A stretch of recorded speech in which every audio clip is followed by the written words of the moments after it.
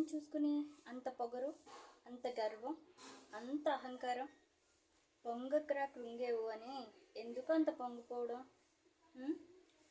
నాశనానికి ముందు గర్వం నడుస్తుందంట. ఇప్పుడు మీ జీవితంలో జరిగేది అదే.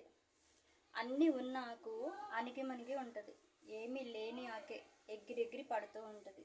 అర్థమవుతుందా? ఎందుకు అంత గర్వం మీకు? ఏం చూసుకుని? ఎంతో ధనమున్న వాళ్ళు కూడా సమాధిలో సమానంగా భూస్థాపన అయిపోయారు. మీ గర్వంతో కళ్ళు నెత్తుకెక్కితే ఒక్కసారి వెళ్ళి అక్కడ చూడండి, అర్థమవుతుంది.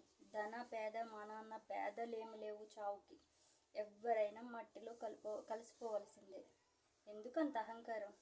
తనకు తను తగ్గించుకున్నవాడు హెచ్చింపబడతాడు, హెచ్చించుకున్నవాడు పతన స్థితికి జారిపోతాడు. ఇప్పుడు మీ స్థితి పతన స్థితికి దగ్గరగానే ఉంది. మీ అహంకారమే అక్కడికి నడిపిస్తుంది. అర్థమవుతుందా? గర్వంతో కళ్ళు నెత్తి నెక్కి కొట్టుకోవద్దు, ఓకేనా?